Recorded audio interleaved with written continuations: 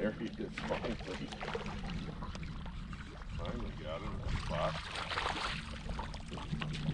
There we go. There we go. Little top water this morning. Kind of get things going.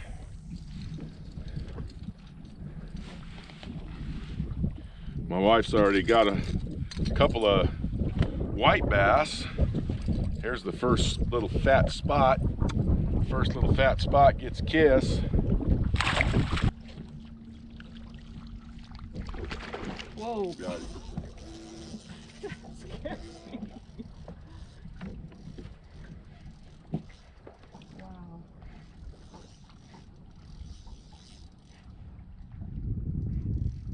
There you got a white. Yeah. That scared me.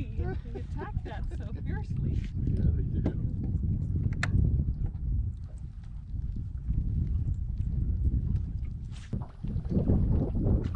There he is, right there.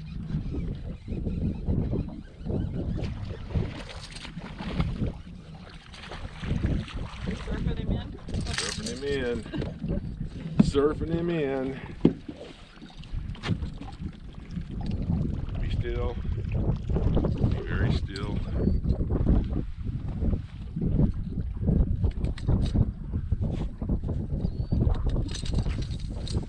A little bit of that morning top water.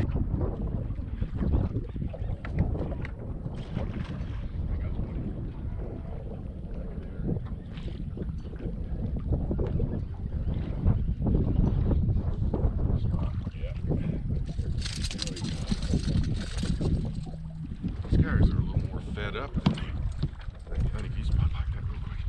I took it off, I was gonna move us closer. Alright, slow down, buddy. Slow down, I get you. I got you. Pretty good topwater bite this morning. They're slapping at it. Kind of a little thing when we first came out here. We had the small topwaters on, little bitty Whopper Ploppers. There's too much wind out here for that, so we put bigger topwaters on so they could see it better, and that's increased our bite a lot. Hey everybody, it's Dalton. We're wrapping it up. It's getting warm out here. We're back on our home lake, and we had a pretty good topwater this morning. The weird thing is that my wife, she didn't catch a spotted bass today. She caught all white bass, and she had a couple of chasers and she missed a couple, but for whatever reason, the white bass liked her today and the spotted bass liked me. And that's kind of how it worked. So we're gonna talk about how to determine size for a topwater, at least what I do. But before we do that, there was another bait that worked real well today. I was able to get some on the Strike King copy tube. It's a 3.5 inch tube. I've got a 3/8 ounce Goby Head in there. 15-pound test fluorocarbon I'm throwing on a bait caster, and I had to use that today. I would have liked to use something smaller and lighter out here. Probably would have caught more fish, but the wind kicked up pretty good, so I needed something heavy to be able to work on the bottom, and the only thing I did was just drug it just like a jig. Oh, you had it? Got it? There you go. They're little. Bass, right? That's right. White bass, yeah. Make sure you bring him in. There you go. You see, you get all kinds of little hits on that. Settle down. Oh. Ow!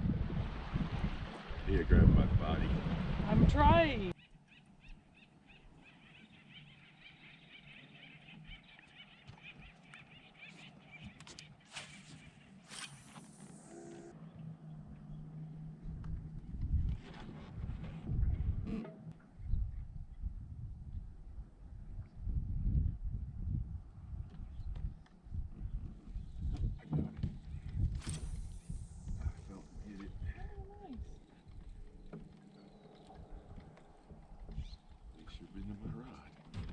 Very big, but he's strong.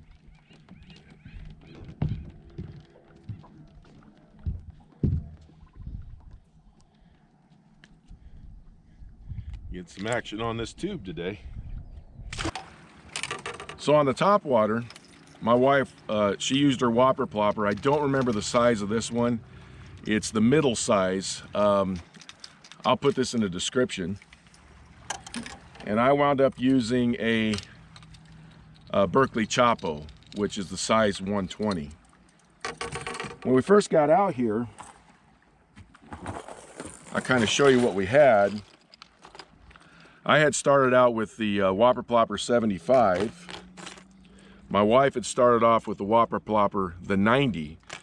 And the problem was we had too much wind for that. These smaller topwater baits don't show up as well on windy days, but if it's a lighter wind, I tend toward the smaller ones because I get more bites.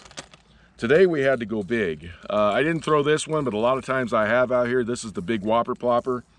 I've caught some big bass out here with this. One of my favorite walking style baits is the Berkley Jaywalker, and I also like the Zara Spooks and all that. They're really good baits as well. So for me, determining the size of a topwater is going to be based on the conditions, the weather. So as you've seen in the video, we had cloud cover, we had some good wind, we switched out to some bigger baits, and they started hitting them a lot better. And this is on 40-pound braid. My wife threw hers on 40-pound braid as well, and we were able to get some bites today. So that's how I determine the size of my topwater baits. It's just based on the condition. If I'm going to throw a topwater right now, you can see things are really slick and calm. I'm probably going to throw one of these, something really small. Now, I'm not going to throw a topwater much in these conditions, but if I did, it's going to be a smaller topwater. I just think I'm going to get more bites that way. Well, we're heading home. We are going to attempt to go buy some ribeyes and do some barbecuing.